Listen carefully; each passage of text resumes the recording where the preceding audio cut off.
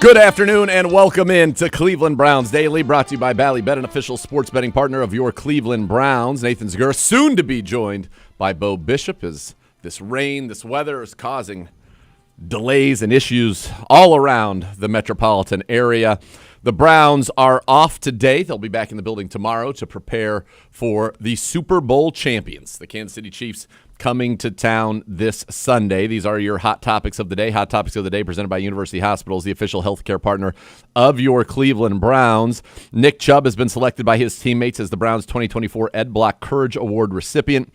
The Ed Block Courage Award is given annually to a member of each of the 32 NFL teams who best exemplifies the qualities of Ed Block, the former head athletic trainer of the Baltimore Colts, based on courage, compassion, commitment, and community. And obviously coming back from that horrific injury that he suffered against Pittsburgh, to come back and to be leading this team in rushing touchdowns, certainly deserving of that award. All right, Gibbe, you said yesterday you were excited about the Simpsons broadcast. Did you watch it? I didn't say I was excited about it. I think you said you were thrilled. Yeah, I did watch some of it. It's too much. It's like I got Manning cast, I got the game, I got Simpsons stuff going on. Can I just watch the game? Yeah, because it was a good game. First, so I didn't watch any of that. I did watch Manning cast, not in its entirety, but I was definitely on the Manning cast for the Chris Collinsworth fourth quarter. And much of I didn't see as much of the third quarter, but definitely the whole fourth quarter. It was unbelievable. I don't know if we've heard from Jarrah, but I can't imagine he was pleased with the way that game ended. So what did Jarrah say today on radio, G-Man? G-Man. Bill Belichick has a lot left in his tank. Oh. Well, that always seemed like a pretty natural landing spot. I don't believe for a second that he's going to North Carolina, although I did see a report today. I don't know if it was from a credible person or not. We think it's not credible. I know which one you're talking about. That said that he had agreed to a deal with North Carolina, but they were working out, and he had like a 400-page manifesto on everything that they had to do. I think he'll be coaching the NFL. That would make a lot of sense for Bill Belichick. Oh, ahoy. There he is. There he is. Here comes the great Bo Bishop. He'll be coming around the mountain when he comes. As he's ready to roll in, to stride in right now. It's going to be great to see him. Look, there he is. You see him? See him pass back there for those watching on the stream. And there he is. Oh. He's in. Oh, baby. He's in. What a lovely blue that is. Oh. What do we call this? A French blue? An up blue? I don't mind French. I don't know. It's nice, though. Yeah. We were just talking about Nick Chubb has been selected by his teammates to win the Ed Block Courage Award. We did that, but then we got into started briefly to get in the game, and all of the question I asked was, what has Jarrah said? And I was informed by the G-Man that he said today that he believes Bill Belichick has a lot left in the tank. Oh, you don't say. Shocking development, huh? Yeah. Okay. Yeah. We had that. Yeah. You don't say. You don't say. He's not going to North Carolina. No. I did think it was amazing how Belichick. Good to be here. Good to have you. Remind me, I've got a. I'm sure you have a tale of woe. Yeah. Oh yeah. So welcome. Bo. Good to see you. Good to hear you, Kev. Did you hear Belichick on McAfee yesterday? Yeah. Yeah, talking about North Carolina. You know what he said? The one thing I said something about, called it "we" at one point, and they're like, "Oh, he slipped." No, the thing but the thing that I took notice of. He said, if I did it, I would run it like an NFL operation. Right. And it would be a feeder program for the NFL. Yep, I would prepare them for the league, and there would be training tables, and there would be nutrition, and there would be – I'm like, Bill. That's all there. They're all doing that. Yeah. It's already there. They've been doing it for 20 years, brother. It reminded me of like Belichick or Urban with the Jaguars. That's where, yes. Like, holy cow, like these guys. And I said that when Urban took that Jacksonville job. Like, I'm telling you, I don't think he's ever watched the NFL. And people thought I was nuts. And then you heard him talk about it, and you're like, oh. He definitely has never watched the NFL. Here's what I don't understand. And I don't think Bill. He could have talked to Saban anytime he wants to. Hey, do you guys have trade? Do you have these things? Yeah, of course we have them. I think they're just talking ball. Yeah. I think when he gets with Saban or he gets with Urban or he gets these college coaches, I think they just talk about, hey, what are you running when they go the RPO game? What are you running? What do you use out of that? I don't think they were ever taught, like, how do you run your operation? What's the operation? Yeah, this is big money. Right. This isn't a joke. This isn't what does he think's been going on in college football the last 20 years? Yeah. This is all it is. We even had a training table for the Emory golf team Of course you did. In 1996. Right. Like, oh, we're gonna really do it like the NFL. Yeah, I'm gonna be honest with you. I would say that there are probably 10 to 15 college setups that are better than probably a dozen NFL setups in terms of like the facility. Facility, sure. Not here, but I'm saying there are plenty of NFL facilities, and you've been to more than I have recently. I was around a long time ago, and at that point, there were several colleges. I've really been to a ton of facilities. Like facilities, yeah. What facilities have we been in? Get back. Like Tampa? Cincinnati, Philly, Indy. Yeah, but we never we just saw the fields. Yeah. I didn't see like their setups. You know what I mean? Yeah. The only one that we really saw the setup was Tampa. Yes. All right. So if you walked into Alabama, Texas, I know how we're LSU, rated. Georgia, Ohio State. Ohio State actually has to throw a bunch of money in theirs because they've been caught. Michigan, Notre Dame. Like you walk into those places, just the football stuff, they're better than a lot of the NFL setups. Dude, UCLA. There you go. Inspired what's here. Right. So and UCLA is not a player. No, not in of that ilk. No. No, I think I guess what he means is perhaps the way that they approach like meetings, the way they approach film studies. Would you like the way to hear the all cut? Of that. Do we have it? Yeah, let's we play do. it. Go ahead. Kev. Play it, Kev.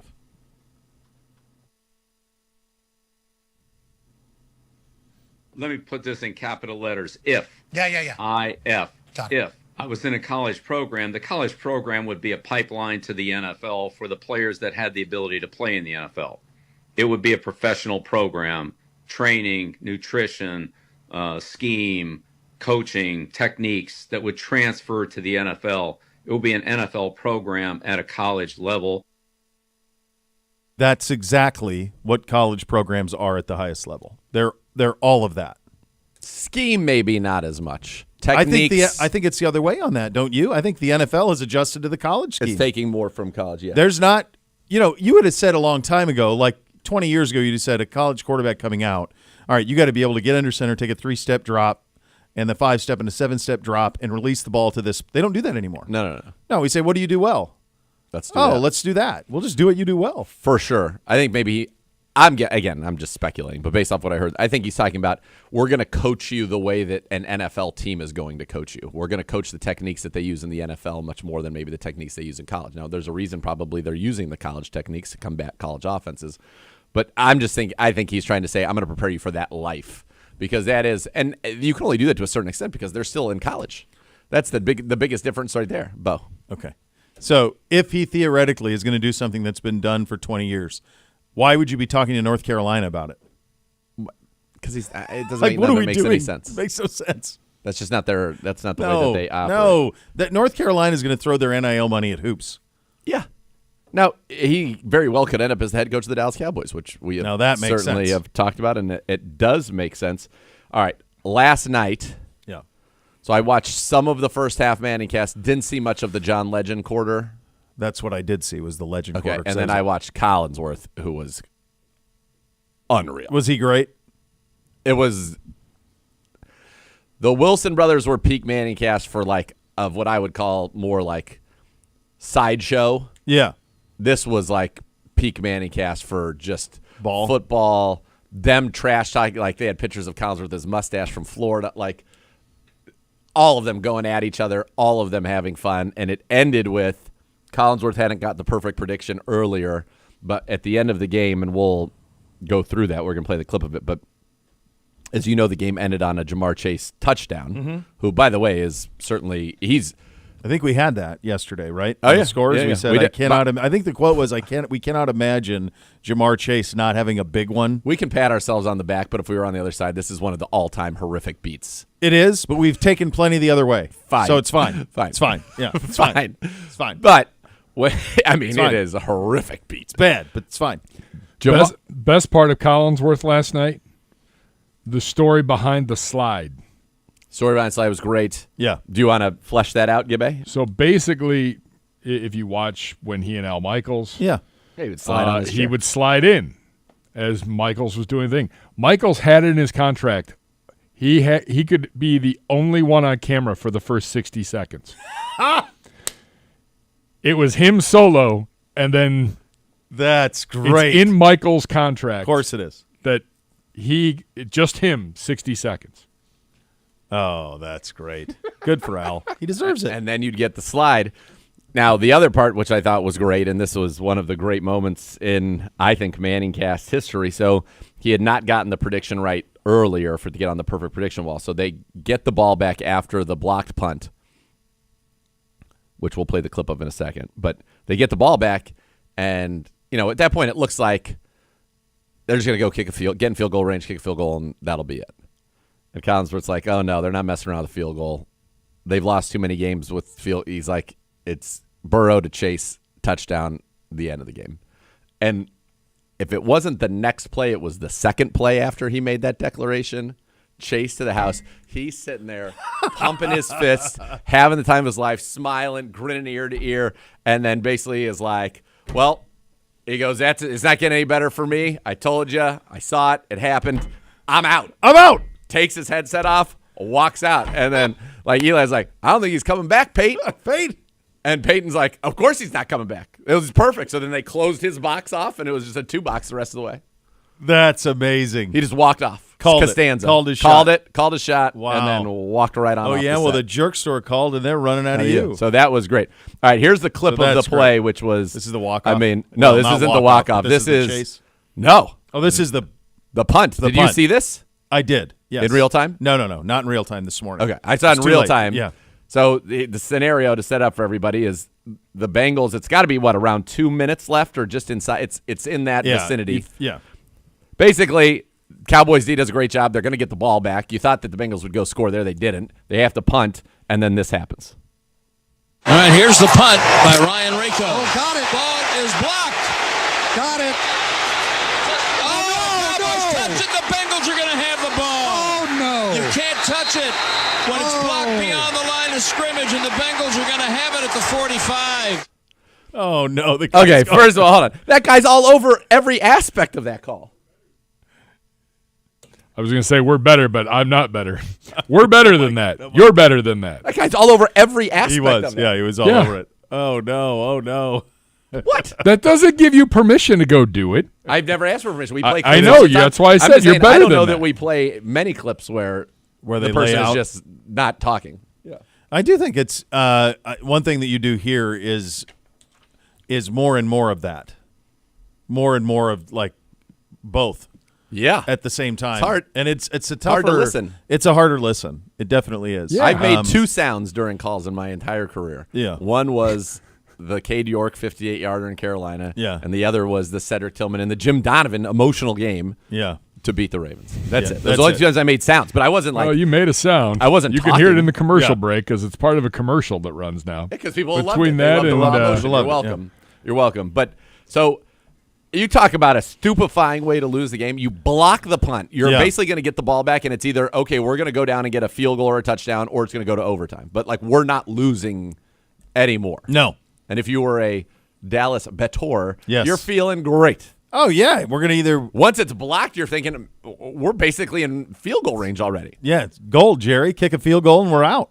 And then a guy tries to pick it up and run with it, Like a bozo. inexplicably. And then it's the Bengals ball, Collinsworth, the walk-off, all of it, and there you go. So, I wish I would have seen the Collinsworth stuff. Oh, he was I was great. exhausted, so I couldn't make it anymore. He was so great. He looked so tan, too. Didn't you think he looked crazy tan? Yes, 100%. He looked like he was me the night before my wrestling. When you're like Hollywood Hogan? Oh Maybe my the God, he looked lighting. crazy. Maybe it was a little lighting. I don't know. He looked tan. But it's Brother, all tanned the up. Man looked tan. He's living his best life somewhere during the week. It's Yeah. not here. Cincinnati's where he lives. He was not in gray and rain. No, I'm not sure he was in tan. Cincinnati. I don't think Well, so. no, I'm sure he does. Maybe he's left that house to Jack. Appropriate. Just gave it to him. That's probably how it goes. That's fine. He's giving him everything else. That's right. The They're in it still. They're not serious. I mean, they would get, no, they're not serious. But get smoked no by one anybody of consequence. I don't think anyone would want to play them because everything comes down to a field goal. They score 30 in every game, and they've got a quarterback who's playing as good as anybody, and they've got right now the best receiver in football. He had 18 targets last night. He caught 14 of them. Yeah. For God's sakes. I know Higgins was like not even out there. And then Burrow said afterwards, he's still holding out hope that Higgins can be re-signed. He goes, Higgins is going to be back. And I'm like, what am I missing here? I don't. Where do they have money hidden that I'm Where not are they aware gonna, of? I mean, how are they going to pay them all? They're going to have to franchise Chase because his contract now, the performance he's put in this year is now he's it was the totally dumbest, resets the market. It was the dumbest of course it was dumb. decision ever to not do that deal last off season. He's thirsty, dummy. He's real thirsty, and 40 cases of Coors ain't going to do it, baby. No. 15 touchdowns? Yeah, 15 believe. touchdowns. 100. Yeah. I mean, he's 1,300 yards. That's one shy of Braylon He's got Edwards 4 in left. 2007. I mean, they could feed him like crazy. It's true. Yeah, It is. Oh, I know. Oh, no, I know. Yeah. No, it was fun. It was a fun game, and so they do play Denver. The one thing about them, so both them, they have the furthest. They obviously have to win out. They have to go 9-8, but it's manageable. They've got Tennessee this week. Then they got us. Then they've got Denver. Hey, by the And way, then Pittsburgh. that has to be a candidate to get flexed to Sunday night in place of us. What's that? Them Denver? Yeah. Oh yeah, I would assume that We should have absolutely. They should not have flexed us out. What's the game they got for Denver, Indy? Denver, L.A. I think it's L.A. Denver. Chargers, Broncos. Yeah. Oh, because this week's Denver, Indy. Yeah. Denver Chargers. That's boring. They're They both should have 8 kept. and 5, They should have but kept should us have on kept us in Thursday It's night. not Cincinnati. fun ball. We're fun ball. No, we're going to be fun ball, and us Cincinnati's against a ball. Cincinnati's fun every week because they can't stop anybody. Correct. No. I mean, Rico The Sunday Dowdle- night game, I get flexing. The Thursday night one is still a mystery to me. Sunday night should have been automatic. Thursday night, no. No, and I think so Hey. they're Miami is 5-7, right? Yes, Indy's 5-7, correct. and then they're 4. What are they? 4-8. Cincinnati No, are 5-8. They're 5-8. 5-8. Okay, they're 5-8. They have 4 left. Everybody's got 4 left now. They should.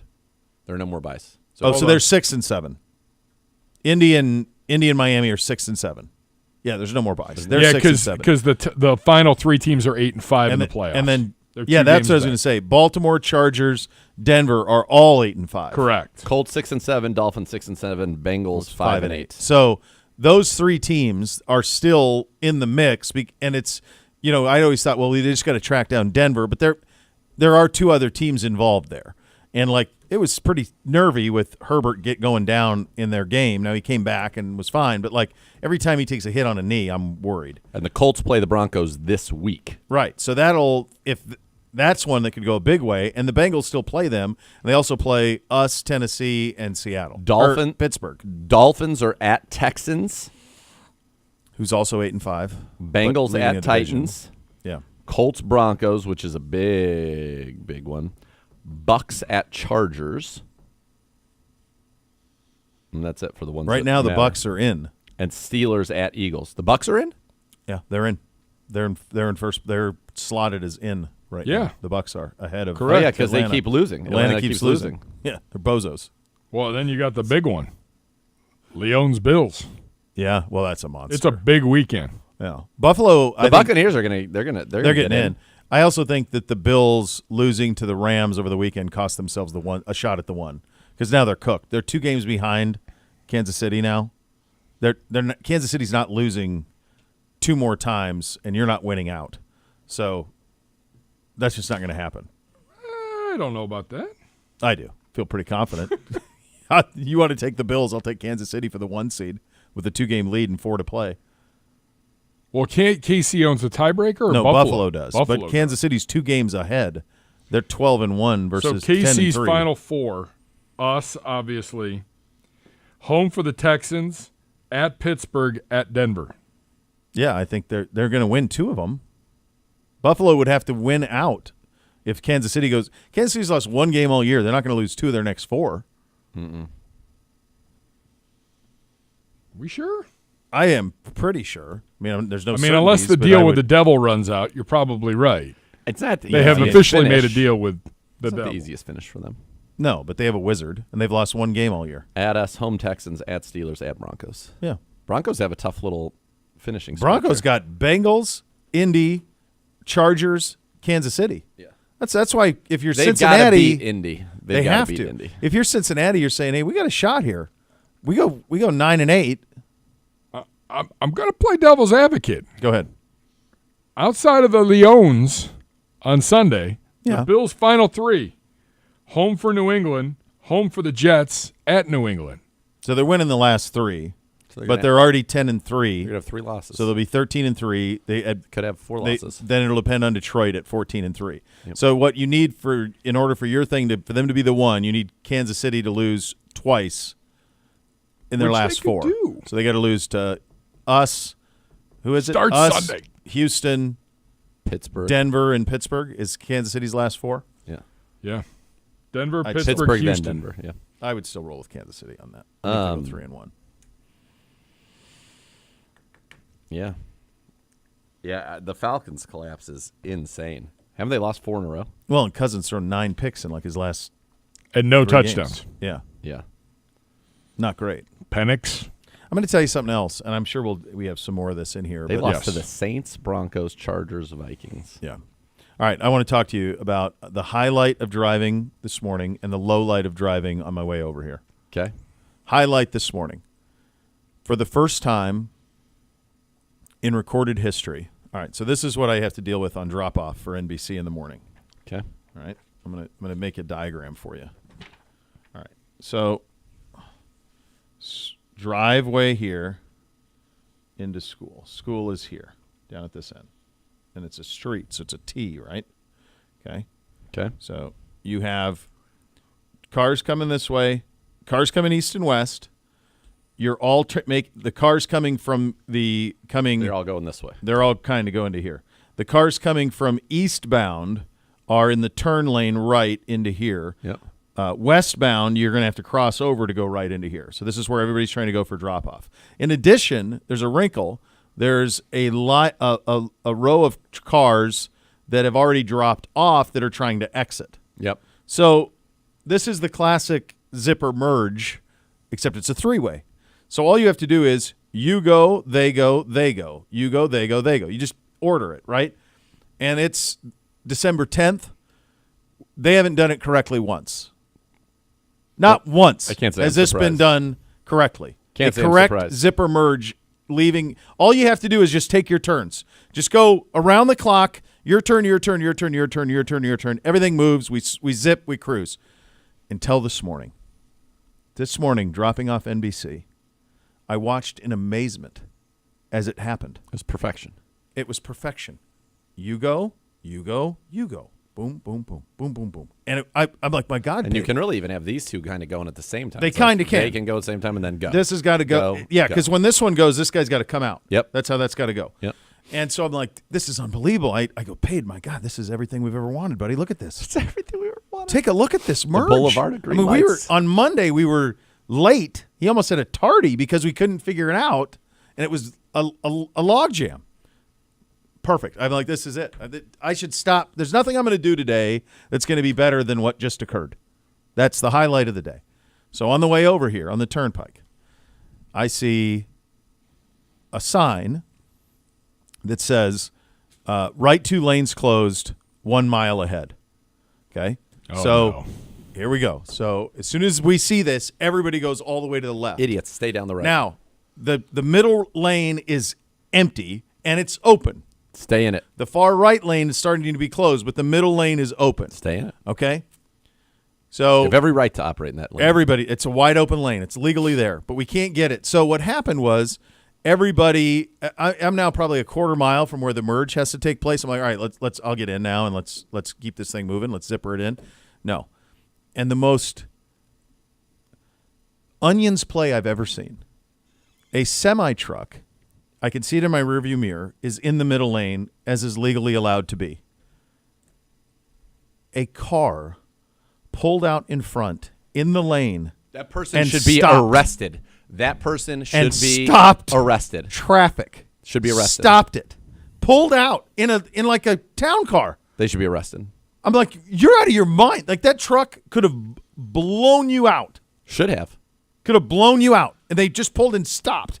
And then that car and the car ahead of them proceeded to drive on the dotted line the rest of the merge, so that there was only one lane of traffic instead of two. All behind me. Listen, I was idiots. so floored. This is craziness. It was this nuts. is madness. It was nuts. Absolutely That nuts. person should be arrested. Number one, they're driving in a lane on a freeway. It was crazy. Okay, at 0 miles an hour. Stopped. So that's dangerous. pulled out like this, and then the truck By the way, T-boned them. You can get tickets for going too fast, right? We Well, all know what about if that. you stopped? You can also get tickets for going too slow, Right. on a You freeway. just stopped. 0 is as slow as it can be. Can't get Yes. any slower. No. That's craziness. It was crazy. folks. See, this is where we needed a big white piece of paper, like you're playing Pictionary look, okay, or here. something. This is lane 1. This is Categories. lane 2. You're watching on the YouTube And what stream. happens is here. I'll put. So this will be a lane. This is a lane. We have Yeah. cars in each lane. So when you have this situation, eventually this lane, there's going to be something like this up here. Yep. We'll use that. That's going to be your shield. So what happens is both of these lanes should be totally full, and then it's boom, boom, and then you do it again. One next. Boom, Yeah. boom, boom, boom. It's called a zipper merge, and it works. What doesn't work is when this lane is open and everybody's over here, and then here comes a smart person saying, wait a second, here's a completely open lane. Let's help it out because now this traffic's backed up for a mile. And then the Jabroni B pulls out here and just stops the traffic. You're helping nobody, and you're not a hero. No. You're not a hero. You're It was in crazy. fact, you are an anti-hero. To quote Taylor Swift, "Hi, it's me. I'm the problem. It's me." Are we allowed to do that this week? We're playing them. Yes. Yeah, we are. She made $2 billion in 2 years. 10 million people went to see that show. $2 billion. This is Cost not an we- NFL on all your franchise like- she made in successes. 2 years. the thing that we've done better than anything on this program this year is talked about this. Go zipper to, merge, yeah. Go to the Ohio Yeah, Listen the to Turkey. ODOT website and see what they want you to do. This isn't just We're not two geniuses willy-nilly. talking. No. Just giving you this is what they want you to do. And the notion that everybody in this state for some reason thinks we need to line up for 8 miles in one lane because, oh my God, 7.5 miles ahead this lane's going to close is nuts. And then they're like the And then now they're vigilante. they're vigilante justice. That's exactly right. And what they are is vigilante. they're just criminals. Buffoons. Yes, they are committing a crime. A Outrageous. crime. I've never seen anything like it. And then when I finally got to where we could all go back into 3 lanes again after all of this, and it was backed up for 10 minutes. Yes. And large because of the zipper merge failures. When I finally got up there, there wasn't even, thank goodness, there wasn't even a wreck. But I was like, I don't even know what just happened. By the way, with the zipper merge Don't even that's understand what we're operating doing. at proper efficiency, whatever delay you experience would be cut by 80%. Of course it would be. Yeah, because both lanes Everybody's would be full. just moving. You're just You're moving. You're moving. We're moving. Yeah. Now you go, I go. You go, I go. You go, I go. Nobody's moving. That's it. No and one's what I don't understand is when you get backed up into one lane, why that lane isn't moving. Because if it's only one lane, everybody should look here. Let's all make a pact. You know- Boom. We need to put a signal up. 25. Everybody goes 25 miles an hour, and guess what? We're all moving at the same time, maintaining the same distance between our cars. It was outrageous. I would also say this, going back to your school drop-off. Yeah. How many parents did you run into this week that watched their kid walk all the way into school? Down the Well, football field length sidewalk there's to that. get in. Number one, you're in middle school, drop the kid off. And maybe I'm going to slow down and throw the door open and you can kind of tumble your way out. But we're going to keep moving. We've got a circular drop-off, and what's really frustrating is when it's policed, they ask you to pull all the way up so that – and then your And kid then would have a everybody little gets bit of behind. Yep. everybody gets behind. So you can let off like 20 cars at once. Yep. So as soon as it gets a little cold, though, little Timmy doesn't want to get dropped off and have to walk that far with Get his him a clarinet. jacket. So we got to drop him off, and then all of a sudden now we're dropping off 3 kids Yeah, at a right. time. It's- Like, just adhere to the rules. It's not Simple. that We far. live in a society. The rules are here for your benefit. I know. Come on. This lane thing, it is mind-boggling. And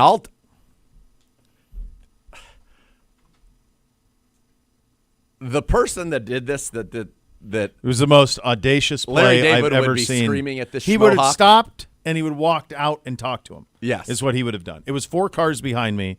I honestly thought I thought the truck was going to ram it and cause a complete calamity because the truck was humming, and this car just pulled out and stopped. What is in Stopped. that person's mind that they can't They don't be driving understand in it. an I open guess lane? there's a perception that if you're in the lane furthest left and These two are going to be closed at some point. I think a lot of people have the perception of just get over now, and everybody who doesn't, you're trying to cheat the system. No. When in fact, it's the opposite. What you're doing is self-penalizing and not being smart, not taking advantage of the land that is there for you. It is the proper way. It is the proper way. It's what they the way want. it's designed. It's what they want. I mean, we've been talking about this for months. We have. Yeah. I mean, I don't. When did that was happening That was in the months summer ago. when you got hit. Man. When you were dealing with that. So there you go. All right, we got your Microsoft Minute. One thought around every NFL game. Oh boy, this is going to be a big college football Nate.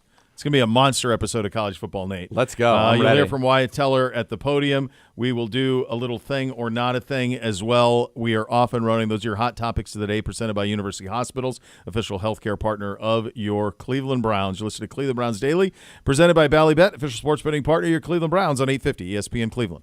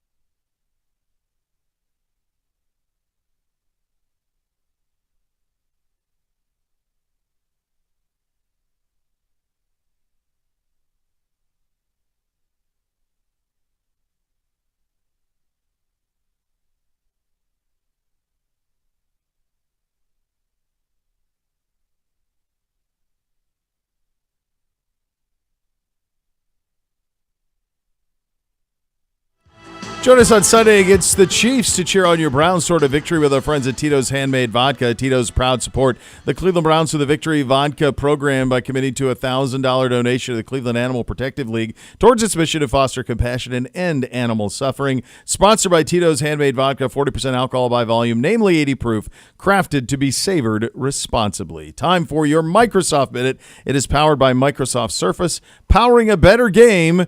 Here is Dr. Z in the, by the way, the gorgeous Novak Insurance vest. Thank you. I like it. Thank you. I like Thank it. you. Very, Well, my very best good. game. So what I haven't figured out though is I kind of like them unzipped. I can You go like- both. You go both. I go both. Yeah. Sometimes zip them. Okay, hold on. Pardon me. It's me, Microsoft. 2 minutes. One second. Oh, I like it. You like that? Yeah, no, I think they're both win. Yeah, I they like both right win. now, You I go like this. casual. This makes me There feel you go. more like I'm ready Casual. to step into the ring. And you ready? Yeah, you're ready. And All right, open up a can. let's do this from the beginning. Microsoft Minute. It's powered by Microsoft Surface, powering a better game. Here is Dr. Z. Oh, baby. Not as fun this week. Let's just be honest. Yeah. 2 weeks ago, much more fun. This one was not as fun, but it had some pretty incredible moments in it and some pretty incredible performances and things that, we're talking about the future. So I didn't realize this until literally just this moment as the play-by-play voice here, Cleveland Browns, Andrew Siciliano, just texted me. And he asked me a simple question. He said, who do you think had the best Pro Football Focus grade in the NFL in Week 14? I'll give you 5 guesses in the entire league. And I wrote back, only because I had looked at our grades from yesterday and said, well, he's asking the question. Feels to me like it probably has a Browns slant to it. And then I answered back with one guess, Isaiah McGuire. Correct. Isaiah McGuire had a 93.7 grade at Pro Football Focus last week. That is the best grade of any player in the entire National Football League. Jordan Hicks, by the way, also was at 90. He's playing great football, and I think you probably can bring him back on another one-year deal, which would be great to see. But Isaiah McGuire is just playing the run well. He's getting in the backfield. He forced the fumble in this one, which is his second forced fumble of the season.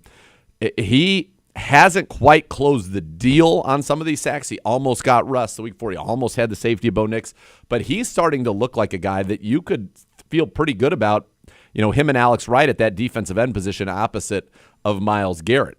So that's a good thing because they're both still on rookie contracts, and that will be helpful for you in the short term. So that's one. Number 2, in the Microsoft Minute, you have got to, at some point, we have got to tip our cap to Corey Bojorquez.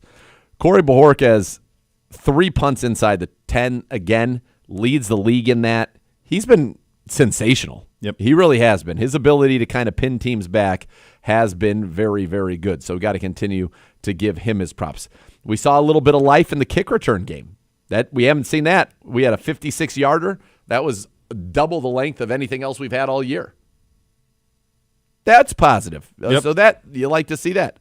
That's good. But the miscues in special teams continue to haunt us. The missed field goals, Dustin Hopkins, we didn't even talk about it yesterday, and it's just such a shame because you can tell he's struggling with it, and it's like a golfer who's kind of lost their swing a little bit. That's the best analogy for it because the pendulum nature of it and the solo nature of it. That, there's a battery for a kicker in terms of a holder and Charlie and all that, but it really is a solo endeavor. And I don't know how many people realize, like, when you think about what their average practice is like and how much they're on their own. Yes. They're on their own. And so, you've got one job, and when it starts to go wrong, it can unravel pretty quickly. We saw this in Baltimore even. Yeah, and I think it just psychologically has such a big impact on everybody else in the operation. And so, you want to get that fixed. Kadarius Toney, the taunting penalty, still doesn't understand what happened on that one, but then he muffs the punt and turns the football over, effectively kind of ending the game at that point. We've had too many just return touchdown, too many blunders on special teams. We have not been good enough to be a net negative on special teams, and I think some things have been very good. Our coverage, it's been so feast or famine. It's either been really, really, really good, or they've taken it to the house. So those are things that need to be cleaned up. And then offensively, I don't know if it was the Steelers' game plan. I don't know if it was our game plan. But one thing I did not love is that, Judy catches that touchdown, and then he only gets one more target. Now he ends the game with 6 targets, had 5 catches for 64 yards. Only gets one more target really kind of into the third quarter. He's got to be a premium. David Njoku, 12 targets in this one. One thing that's very interesting to me about this season for the Chief and especially kind of lately, and this is something that has really kind of stood out. And I don't know how it looks on TV. I don't know if it's getting any commentary on TV at all. But David Njoku, for his career, here's his yards per catch every season: 12.1, 11.4, 11.2, 13.2, 10.8, 10.9. For his career, it is 10.8. And the reason it's that low is because this year he has 56 catches. Just to kind of put in perspective, okay? In 2018, he had 56 catches that went for 639 yards. In 2022, he had 58 catches for 628 yards and 4 touchdowns. And now he has 56 catches for 439 yards. He's averaging 7.8 yards per catch. His long catch on the season is 29 yards. He's had the last 2 years, he had a 43-yarder, a 38-yarder. He's had a 66-yarder early in his career back in 2018.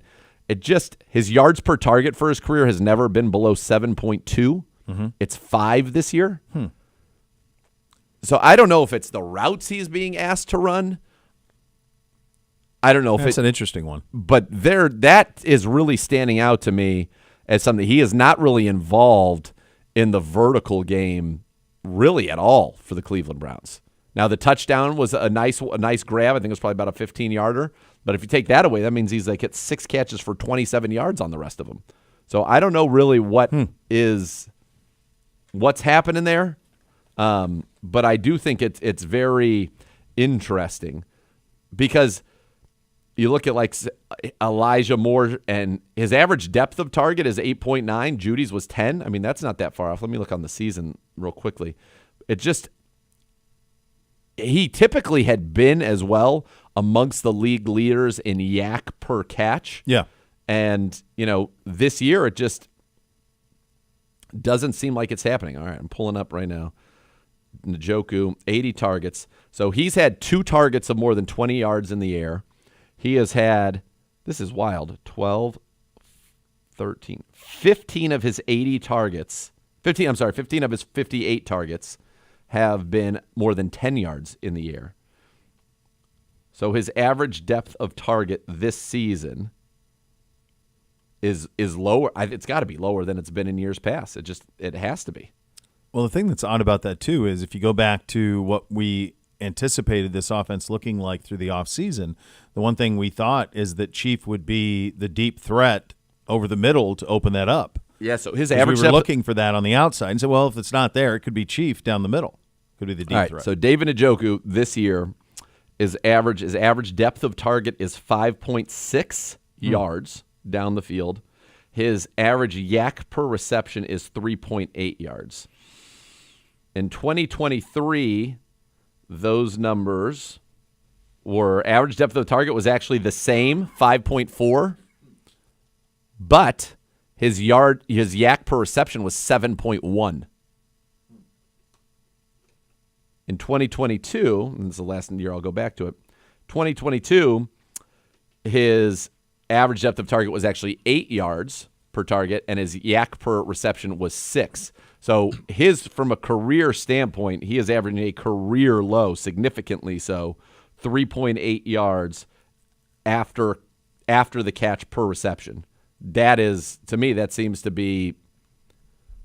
really stands out as being very, very different than what we've seen from him in the past. Yeah. So this year it's 4 yards fewer after the catch per reception than last year with the same average depth target. It's 3 yards off of the year before 2022 when he was actually getting 3 extra yards on the depth of target as well. That'd be like a Kevin or Ken. Well, maybe. Yeah. Or, I mean, just it's odd. Yeah. So that's just something that stands out. It does. To see him averaging 7.8 yards a catch is a wild figure. It is. Yeah. All right. That's your Microsoft Minute. It's powered by Microsoft Surface, powering a better game. Coming up next, one thought around every NFL game this weekend. That's coming up next. Cleveland Browns Daily, 850 ESPN Cleveland.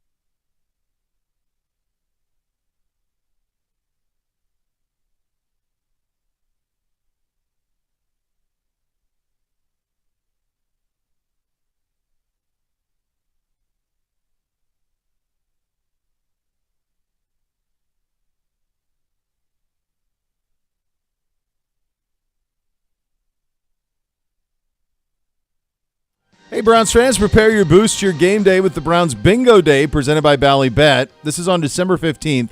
Ballybet is giving away $10,000 in prizes. Play Browns Bingo on the Browns app for free. Presented by Ballybet, official sports betting partner of your Cleveland Browns. Time for one thought around every NFL game this weekend. Hello, Gibby. Gentlemen. Hey, same stuff, different day. It's raining. It's awful. Good. Nasty. This is the worst. This is the one type of weather that the dog looks at me and is like, nope. Yep. Same. Everything else, all good. This is the one weather that he just looks at me. My wife and I had Are you serious, dude? Yeah, my wife had that conversation because last night I let them out. They literally took 2 steps out into the grass, peed, and came back in. Yeah, and she's like, sucks. Roxy's got to poop. And I go, if Roxy wants to poop, she'll is go how poop. it's gonna go. Otherwise, she's not going out Right. in this. I think Buddy Garrity has switched to just 1 a day in the winter. He's always been a 2-a-day guy, but I'm noticing. I did the pickup when all the snow melted over the weekend, and I went and picked up, and I'm doing the math, and I'm like, I think he's swapped. I think he's moved to a 1-a-day guy. He's holding it in, dude. He's holding it in, dog. He's not going out there. Well, like for us, when we had the big snow and once they plowed the driveway, little Ace Woody can't get over the tank. Can't get over it. That's true. She's got nowhere to go. Got to do it. Do it where I can, Dad. Yeah. Do what I got to do. You know? I don't blame her. One thought from every game this weekend in the National Football League. Let's get right down to it. Jags 10, Titans 6. Zagora, one thought. It's gross. Whichever one of these teams ends up behind the other at the end of the season, they will come to Cleveland next year to take on the Browns. So I think we would all want that to be the Titans. So I like the Jags getting this win here. Gross. Just gross. It's bad ball. Bad ball. Brian Thomas is a stud. He's going to be a star in this league. Travis Etienne's fall in 12 months is a wild thing to watch unfold. And then if you're the Titans, I don't think you can go forward and say, okay, yeah, we're good with Will Levis. No, I think it's really strange. And obviously Mike's here now, but it's to me like they could have had Mike would have been there for 20 years. Vrabel. Brown at wide receiver. Yeah. You could have Vrabel just is your coach. Yeah. And you could have just gone and you could have that is always going to be an attractive place. People are going to want to play there. Nashville's become so glamorous. You could have had he could have been their Tomlin. He could have been there 20 years and just wins. Yeah. And they, said no. Yeah. Meanwhile, Jacksonville screwing up their draft pick. Yeah, I don't. You didn't do yourself any favors. I don't know, if that is. I'm starting to think that the Jacksonville Jaguars are maybe a little bit like the Clippers of the NBA. Like, no matter how many times you think, oh, they finally got it right, they just can't get it right. Yeah. Like they get close and it's like, oh, this is the year they're gonna. Nope. They land. The Clippers got Kawhi and George and all that. They got nothing out of it. Yep. I mean, they landed Lawrence. Everybody wanted Trevor Lawrence, and so far they've got nothing out of it. Yeah. It's a weird operation. From the G-Man. They have one playoff loss, right? And they have With Lawrence, Yeah. they beat Herbert. or they beat the Remember, Dutch, that's they the came Al- back. The electric Yeah, brother. they Alan came back. Dungy on Dungy. the call, yeah. So they have one playoff. They got a playoff win, yeah. This from the G-Man, the first time in NFL history this final score has happened. I was kind of shocked. Dolphins 32, Jets 26 in overtime. Bo Bishop, one thought. Boy, you want to talk about can't find a way to win. It would certainly be the New York Jets. I liked how McDaniel went for it in overtime, like we're going to go win the damn game. I'm not setting up a field goal. We're going to go win the game, and they did, walk-off style. I thought that was pretty good. Keeps their hopes alive a little bit. It's going to be weird to look back on what I think Miami should have been versus what they were this year. And I know injury with Tua had a lot to do with it, but But he's only missed a couple of games now. yeah, it's but just they should be better than Yeah, but if they won, if you swap like Tyreek Hill falling off. if they were 8-5 right now, which is just 2 more Yeah. wins, you'd be feeling pretty good about them. you would, yeah. Yeah, they fought. What's crazy too is they cannot run the football. No, Can't run it. no. Jets are dreadful. What is crazy to me is that you have a quarterback that has a history of head injuries and missing significant time, and you don't have a quality backup That's ready wild. to go. It's a good point. Yeah. Also think it's wild. Here's one for you guys. Little pop quiz. Do you know which franchise in NFL, NBA, NHL, Major League Baseball has gone the longest time without the postseason?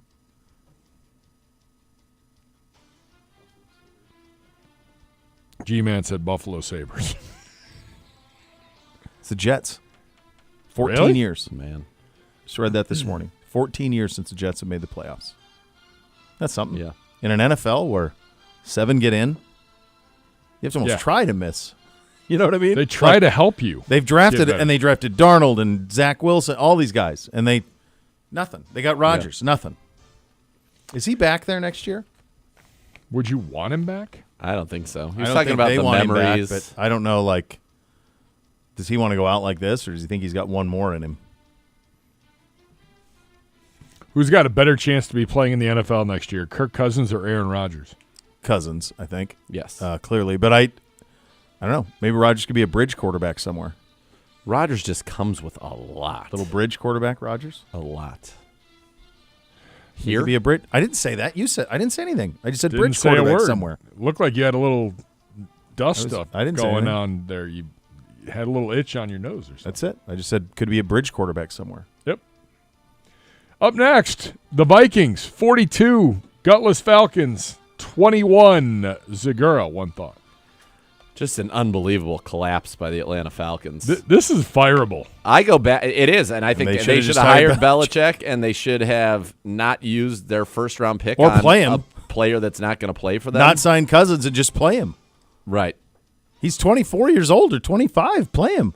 They must not think he's very. I have no idea.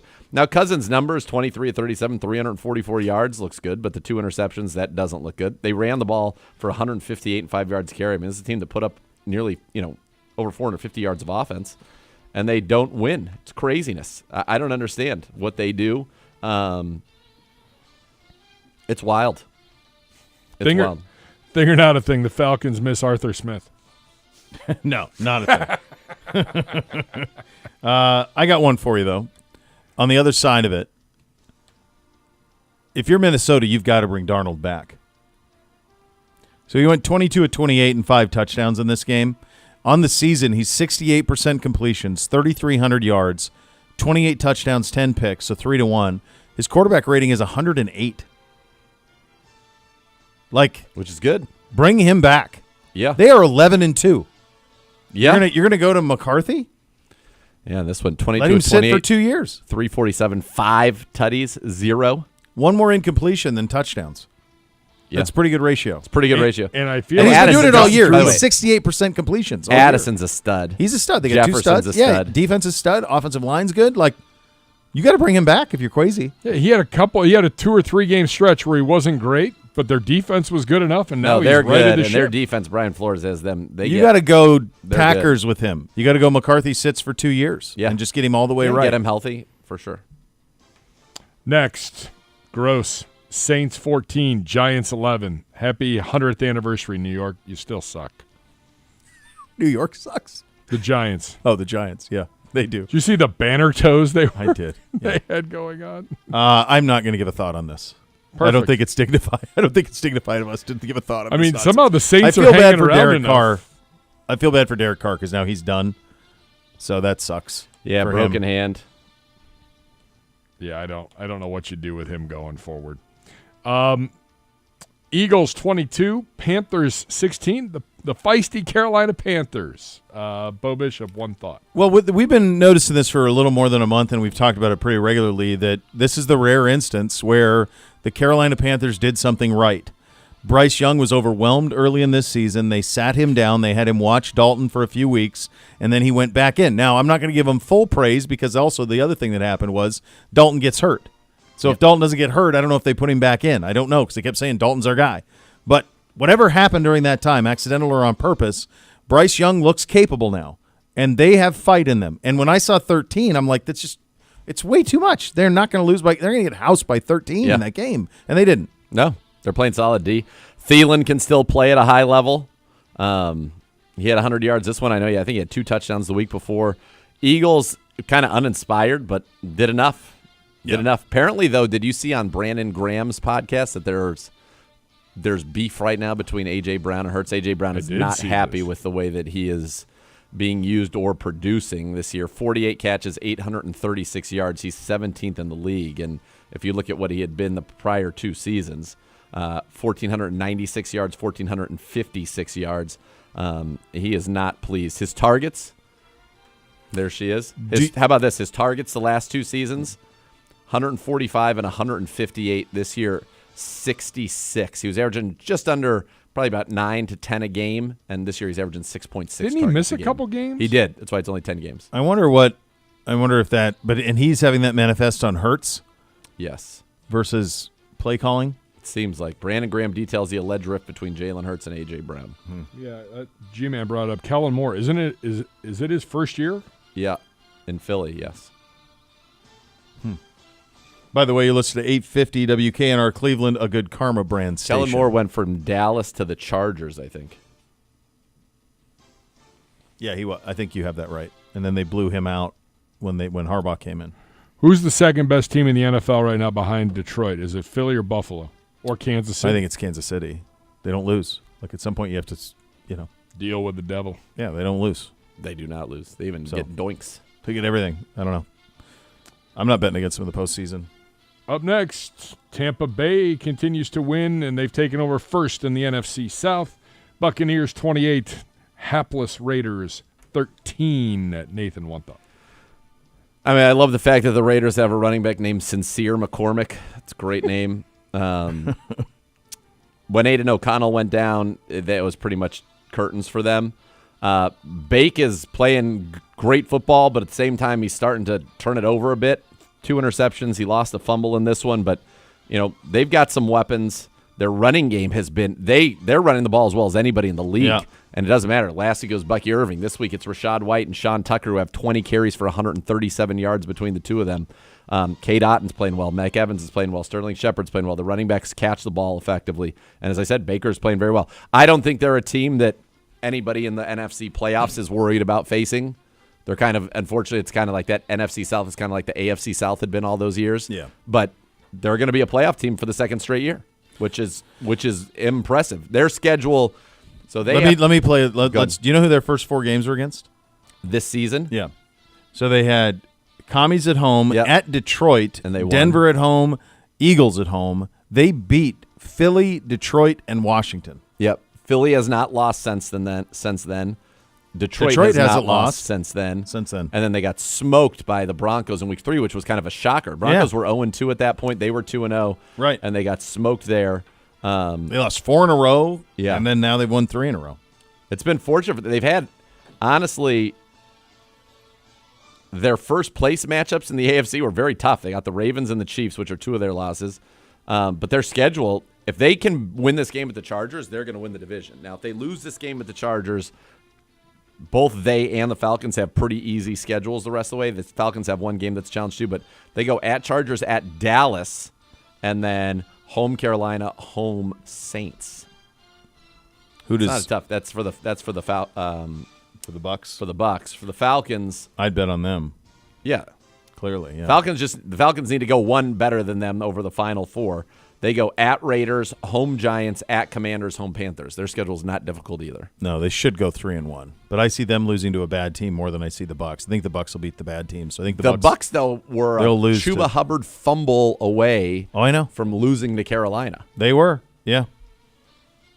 Up next, at one point, the Arizona Cardinals were 6-4, flying high above the NFC West. My, how times have changed. The Cardinals have lost 3 in a row.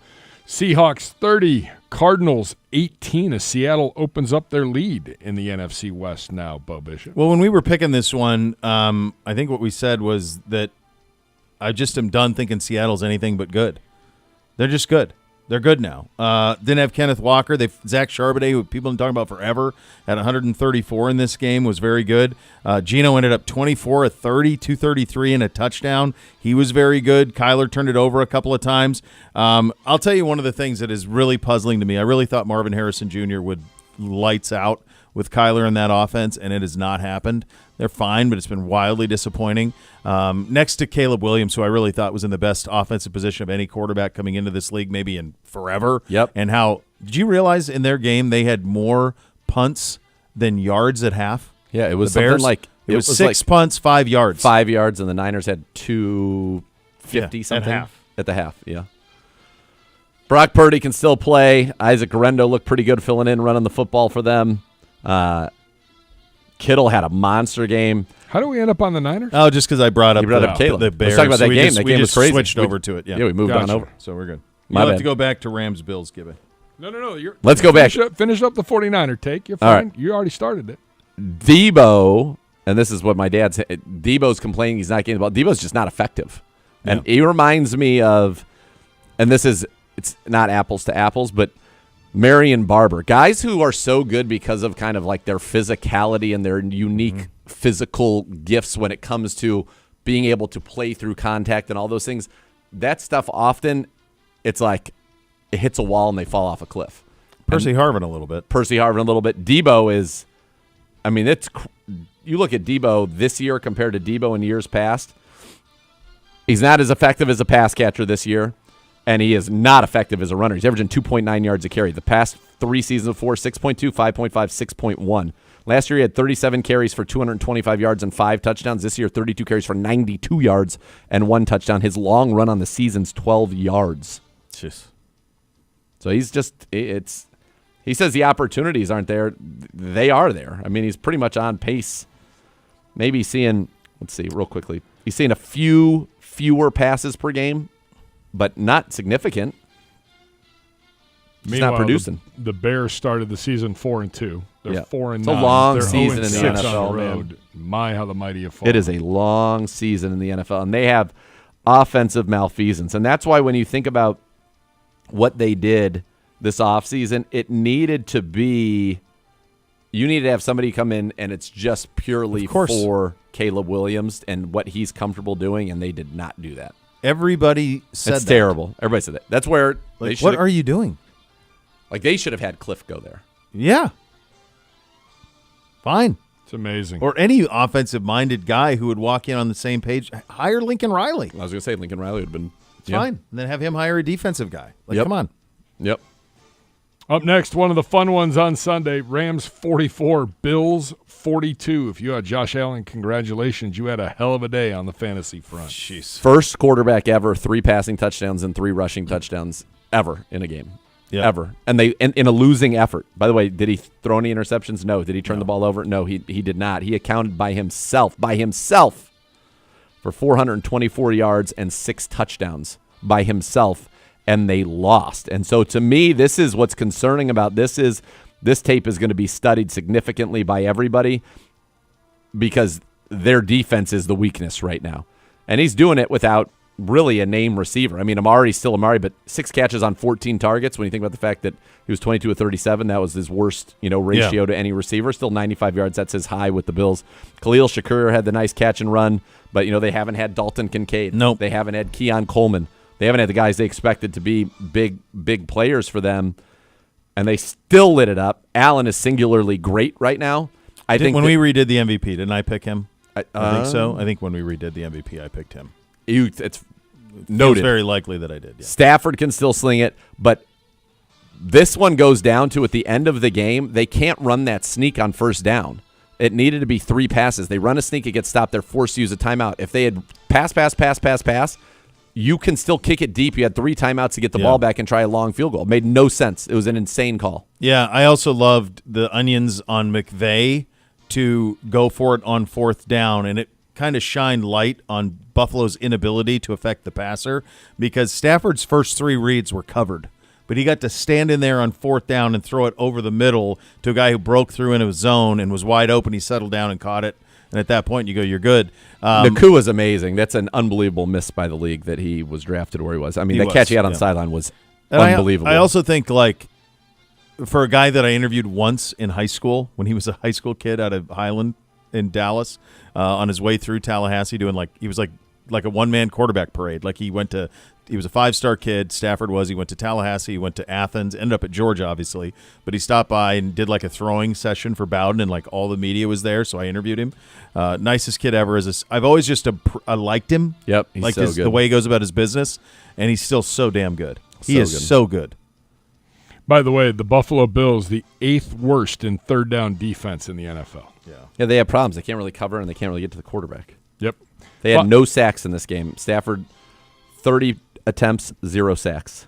Yeah, on that fourth down, it was just glaring. Like he just was back there until somebody cleared his own. Final one, Chiefs 19, Chargers 17 in Sunday Night Foosball, Bo Bishop.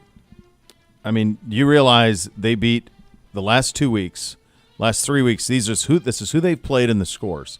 All right, they beat Carolina 30. Let's go 4 out of the last 5. The 4 of the last 4 wins. They beat the Broncos 16-14. They lost to the Bills on a blocked field goal. On a blocked field goal, they beat the Broncos 16-14. Then they beat the Panthers 30-27. They beat the Raiders 19-17, and they beat the Chargers 19-17. They don't blow anybody out. Their most lopsided win all season is a 13-point win against the Saints in like week 5. Everything else is tight. Everything is. And yet they win. And they win, and they win, and they win. I don't know if they're playing with fire.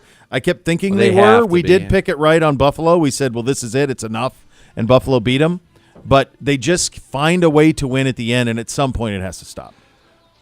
The Chargers also need to – they got to get Justin Herbert some weapons. I mean, without Ladd McConkey out there, it was almost laughable. They need – yeah. They should get – like they should – they're not going to get an opportunity to, but like McMillan from Arizona would be a great pick for them. They need a stud. Justin Herbert is too good to be thrown to jabronis. Yeah, and there's a lot on that operation. That's one thought from Week 14 in the National Football League. All right, coming up next, a little college football. Nate, big controversy all over the sport. We will get to that. Wyatt Teller as well. You're listening to Cleveland Browns Daily on 850 ESPN Cleveland.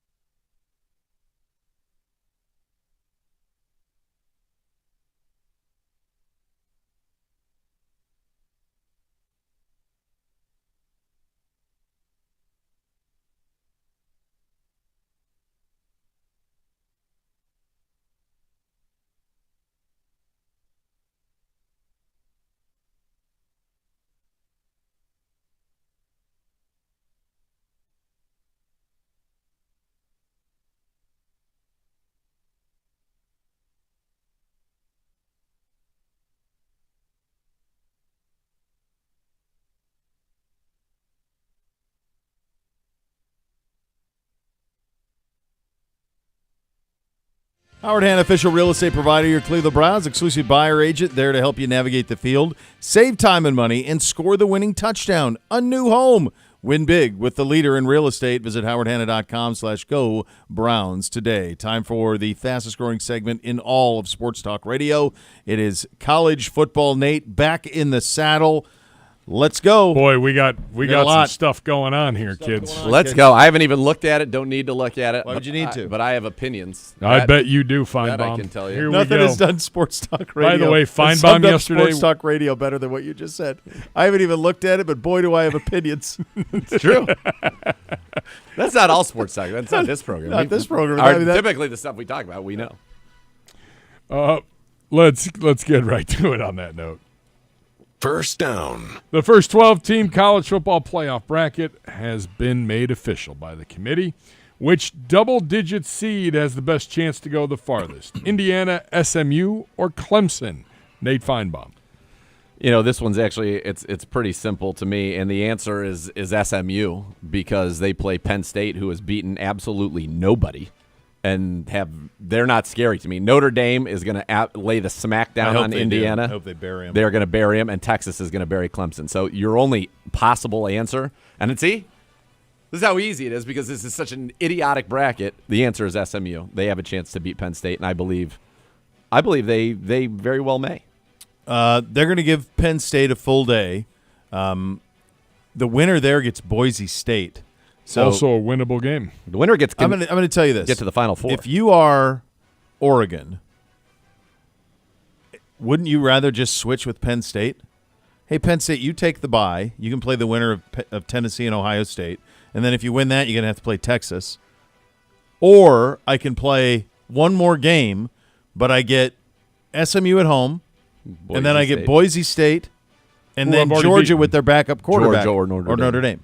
Yeah. So I would much rather Penn State could get to the national championship game. They absolutely could. SMU buried themselves in the ACC title game. They were down 21-7 after one. They had a ton of miscues, penalties, nonsense, and they came back. Clemson hit a 56-yard field goal with 15 seconds left to win the game. But SMU's real, and their quarterback's real, and they'll be ready to go. It's the right answer. Next. Second down. By the way, Will Scarlett, firm believer that maybe which Texas team shows up, Clemson has a chance. Okay. Yeah. Sure. Got Clemson was buried by Georgia. Buried. They lost by a field goal to South Carolina, and it's the other losses to Georgia Tech. By the way, It wasn't Georgia Tech. Have they Miami. announced? They lost Have they to announced Miami. Carson back? Couldn't Like, even have they win. announced his injury? He had an elbow He had surgery, surgery, but done. they won't tell you they won't say how far he's out. But I don't know anybody who has surgery on their elbow who could play in 2 weeks. So What my guess happened to is his he's elbow? done. Louisville was Clemson's other loss. Louisville, yeah, but by double digits. Yeah, so it was crazy. He came in and did the final snap when Gunnar Stockton went out.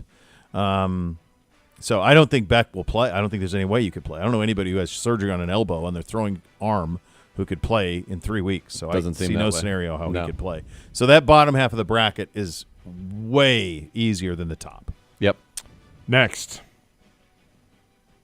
Third down. Well, it's second down, but that's all right. It's okay. We'll do a little guess the scores. I hit it, though, Bo. I hit it, though, Gibbs. I don't know. I didn't hear it.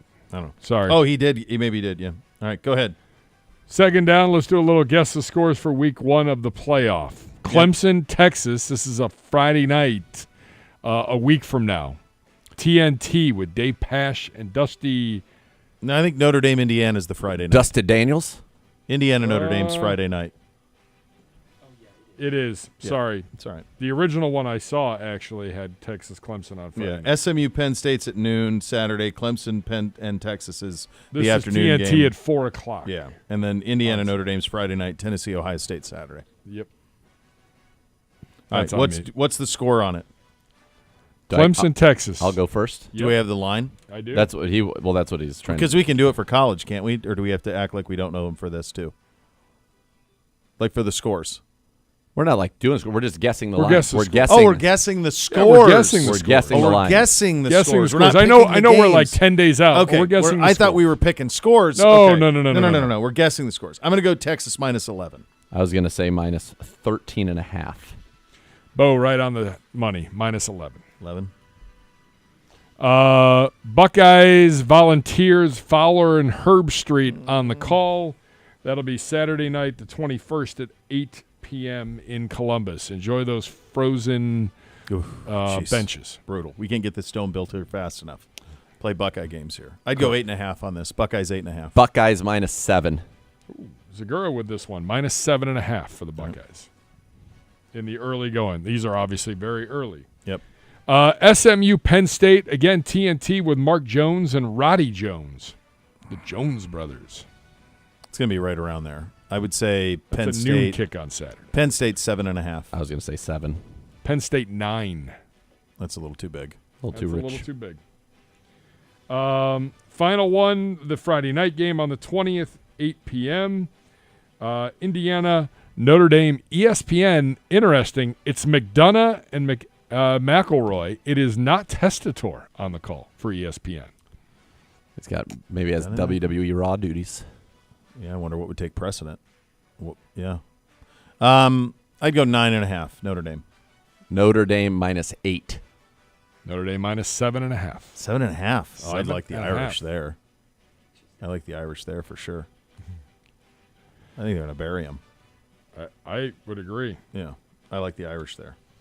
But by the way, what we just did there articulates how awful this process is and that they do not have the 12 best teams. Because there's not one of these that's under a touchdown. Correct. And this is the 12. Two These are the 12 best 7.5s, a 9 teams in and an America. 11. And you don't. If these were the 12 best teams, these would all be 3.5, 5.5, 4.5.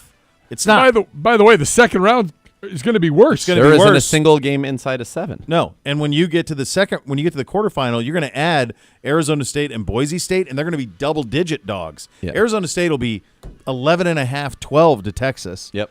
And Boise State, if it's Penn State, will be similar. It'll be 10.5. Gross. Yeah. Awful. Next. Third down. Heisman finalists are official. Miami quarterback Cam Ward, Boise State running back Ashton Genty. Yep. Thank you.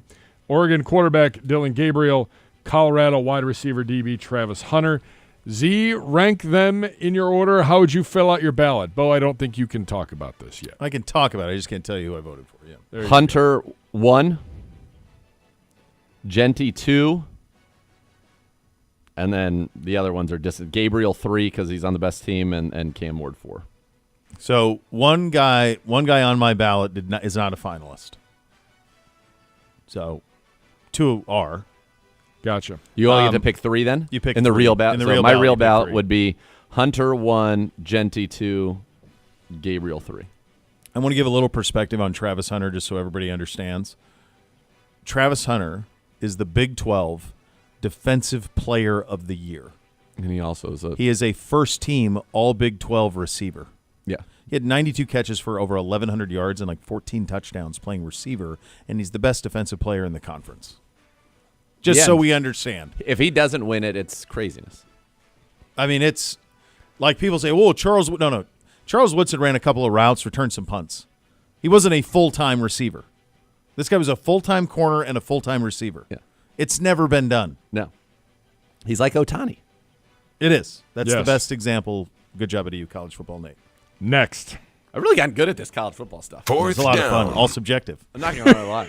That's the thing about college football that's beautiful. Like, you can say whatever you want. It's all subjective. I definitely think I have some osmosis going on just from being around you because often you were in agreement, and it's not like we've talked about it. No. Final one, Army-Navy on Saturday. I think this is great, by the way. The college football basically pauses everything. Yep. So Army-Navy's the only game in town. Has to be a bucket list game for anyone who's a football fan, period. What other college football game would be a, quote, bucket list game for you? You must pick a game that you have not attended. Because, Bishop, I know the list is long and distinguished. I won't do the follow-up, but Yep, go ahead. there you go. I tried to tee you up. I know you did. Trying to get me fired. So I've been to the big game. Mm-hmm.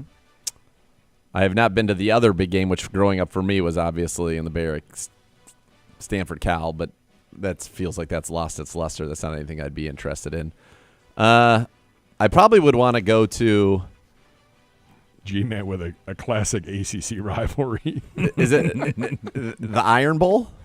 That's Auburn, Alabama. Yeah. Yeah, if like they were both really good, right? Isn't that? That would be a great one. Yep. Yeah. I've not been to the Iron Bowl. No. I think one of the great misses, and I don't know if we could have done it, but if we really should have done Army Navy when Modes was running things. Yeah. We should have. If we could have taken the show on the road, we could have done it. I don't know if we could have. Was that during We could have been on the COVID? road. Probably I can't remember if I feel like it might have been. Yeah. One of my great regrets, though, is to not go to that one. So that's one I definitely want to go to, just to see all of it. The one that's out there that I haven't been to that I would love to go to is the Red River Shootout. I've been to the cocktail party. It's awesome. There's something about two really passionate fan bases merging on a neutral field and having it being an even split, and the party that ensues. The cocktail party is unbelievable. It's the most fun. And when I went, Georgia was really good. Florida was elite. That was urban, and then Spurrier before it. I would love to go to the Texas State Fair and then go to Texas, Oklahoma. And that kicks 11 local. Yeah. So you McConaughey tailgate will be on the sideline. Of course, you tailgate, go to the game, and then the evening's got to be great. It's got to that'd be be a good everything one. you'd want to be. And that's one I haven't been to that I'd love to go to. The Iron Bowl I just came up because if they're both good, but Auburn hasn't been where it needs to be. But there have been some historic ones. You have kick sixes in that one. You had the one you had last year. You had the one with Cam Newton where they were down big and they came all the way back. Yeah, for sure. I think you'd want to see that one at Auburn. My hunch is you'd want to see that at Auburn. Is where you'd want that one to be. They're both great. They used to play it at Birmingham and Legion Field years ago. I was the and you've season been there, ticket holder. and you were for the Bolts. Yeah. All right, that's 4 downs. There you go. I think we're going to skip Wyatt. We're going to do thing or not a thing. We've got 4 breaks to get in 30 minutes. That's fine. For team of injury lawyers dedicated to every client every day, call 1-800-ELK-OHIO. Elk & Elk's proud partner of your Cleveland Browns. You listen to Cleveland Browns Daily on 850 ESPN Cleveland.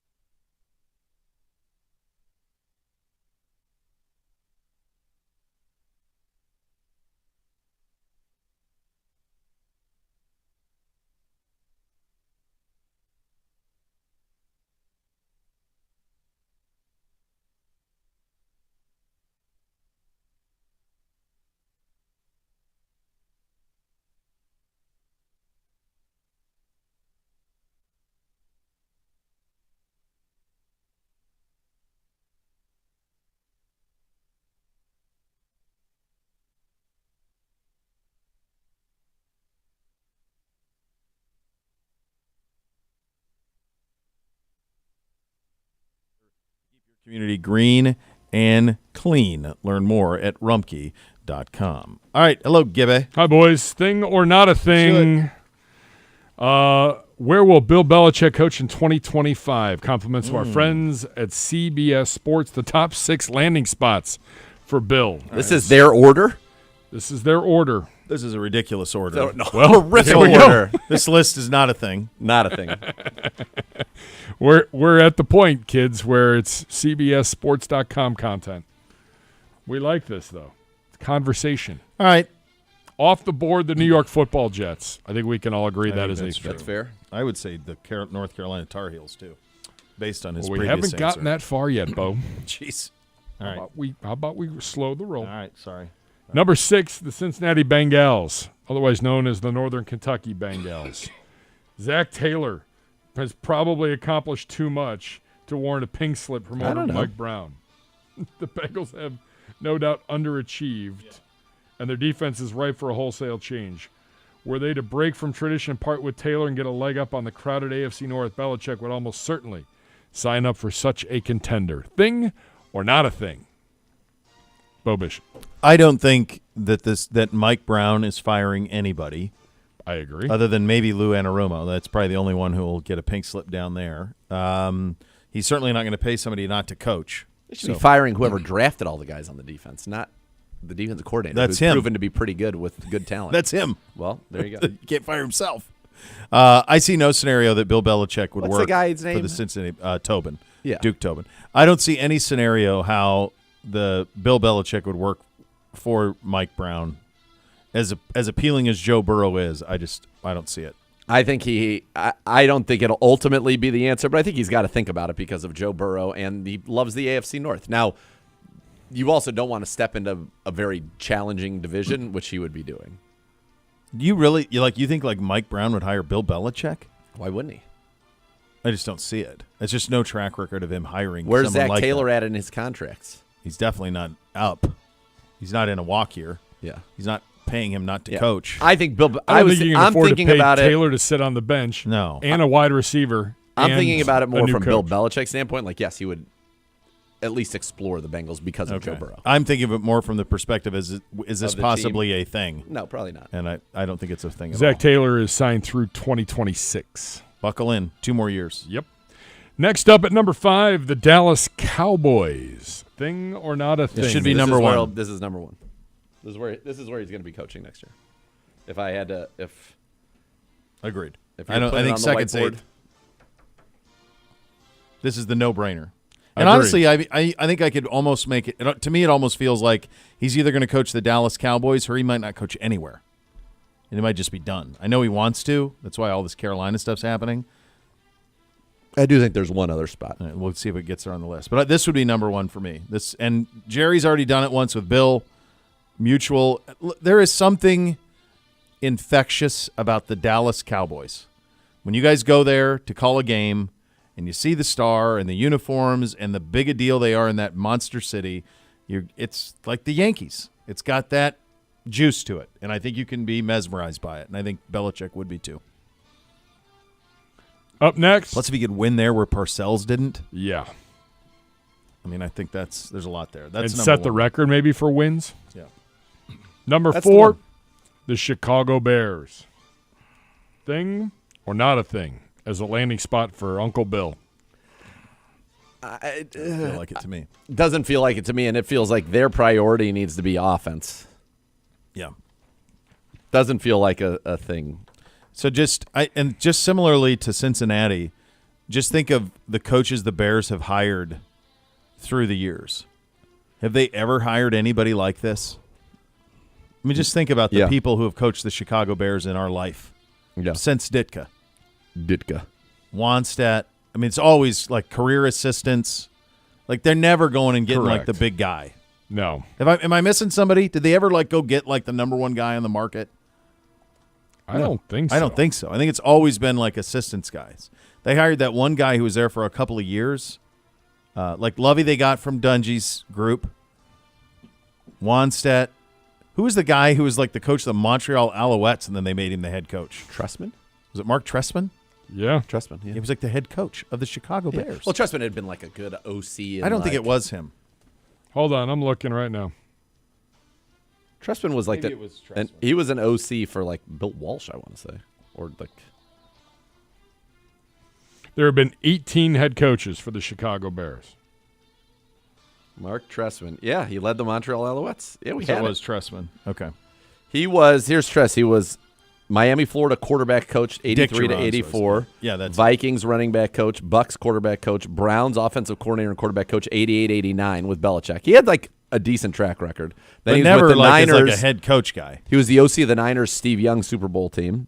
OC of the Cardinals, OC of the Raiders, assistant head coach of the Dolphins, offensive coordinator and quarterback coach at NC State, head coach of the Montreal Alouettes from 08 to 12, and then right there hired to be the Bears head coach from 13 and 14. All right, here's the list post-Ditka. Wanstedt, Dickie Geron, Dick Duran. Lovie Smith, Mark Trestman, John Fox, Matt Nagy, Matt Eberflus. Does that look I think like Nagy's a place? the most successful. Fox was the most successful. Fox, yeah, Fox was. But it was well past his prime, John Fox's. I Yeah. mean,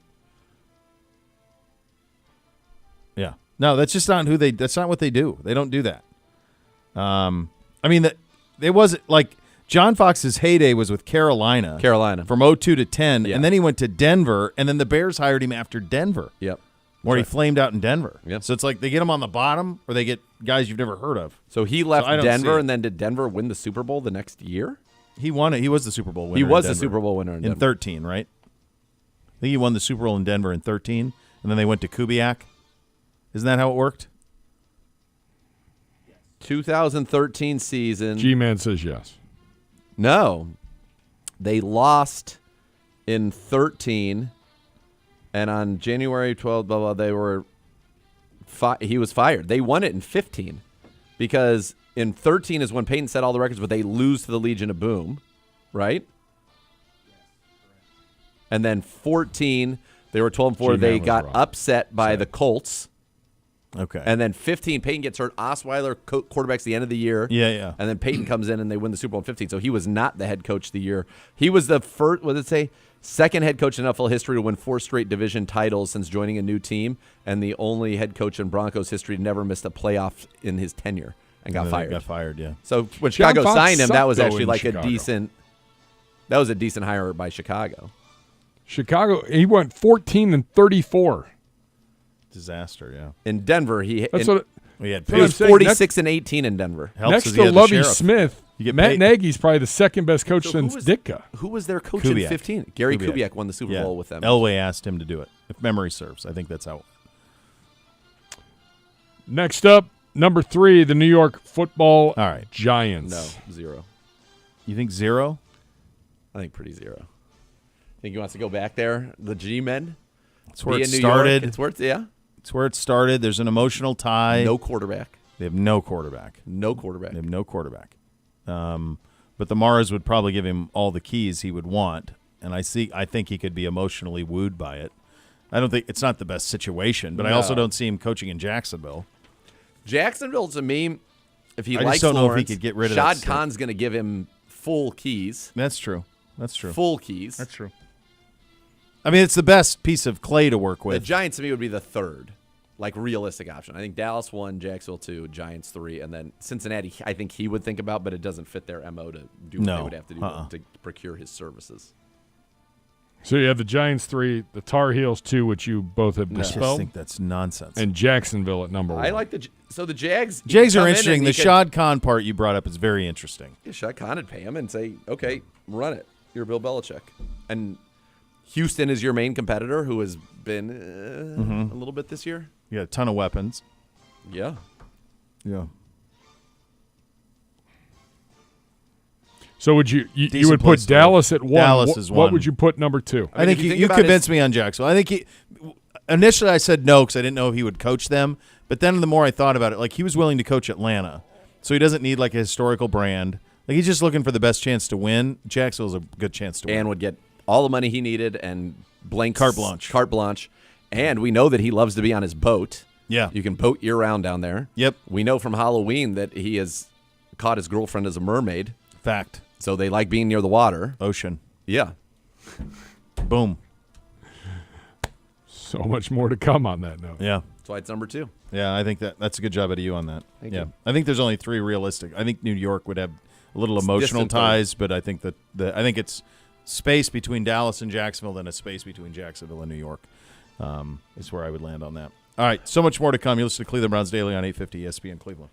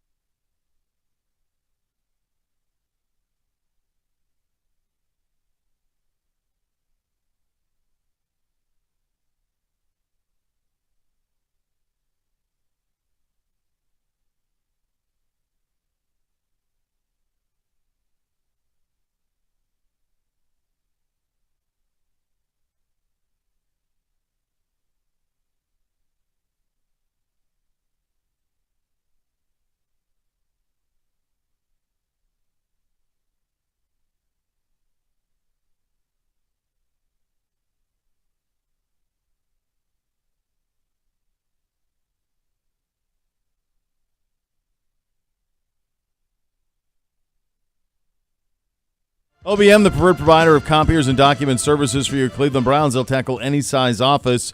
Call 216-485-2000 or visit ohiobusinessmachines.com. And as it turns out, there is so much more to come, Dr. Z.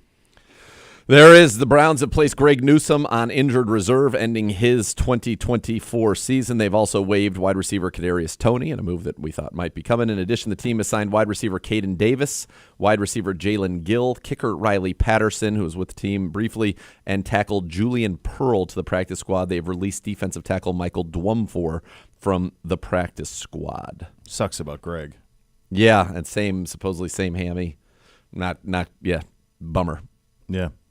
Really is. All right, so those are your roster moves. Well, Cam Mitchell now becomes, again, a young guy that you're looking at. Can he be our starting nickel at some point? So it does at least provide that opportunity, and my guess is Miles Harden would then slot in as your backup nickel. Join Z and Gerard Thursday night, 7 to 8 for the final Kevin Stefanski Show remote of the year. You're live at the Grindstone Tap House in Berea. Meet Browns punter Corey Bjorkes. Compliments of our friends at Bud Light. Is that where we had – is that the Freddie one? Yep. Yes. Amazing. It was amazing. It was amazing. Scottish Hammer. Gotta say that we've had a lot of good times with that one. Scottish He had Hammer a really good time. He did. Told to leave. Yeah. Yeah. Scottish Hammer had a very good time. That was may leave. the great Frederico strolling through that kitchen galley and popping down. Like, what a treat. I Give him love a lot it. of I was so credit. excited. He came in there. We were number 1 in the AFC North. Yep. Had just beaten Baltimore, I think. I think we were 2-2 at that point. But we were still first place in the North. Because Yep. I remember Yep. that's how we introduced him. Yep. Head coach of the first place AFC North Cleveland Browns. And I think we just beat Baltimore, right? Yes. Yeah. And Frederico walked through like a conquering hero. Belichick's trying to take his job. Yeah, Down in tell you, North Carolina. interim coach at Carolina. God give love him a lot- Frederico. again. That was awesome. First and only 1 minute. coach 1 to minute. actually appear live at his own at the The only coach one. show. The only one. Yep. And I think he would have kept doing it. Yes. He loved it. Yeah. It was great. Yeah. It's very, very good. Good times, not as good of results, unfortunately. No. All right. The next level is coming up next. Thanks for listening, everybody. Cleveland Browns Daily. We're brought to you, of course, by Bally Bet, official sports betting partner of your Cleveland Browns right here on 850 ESPN Cleveland.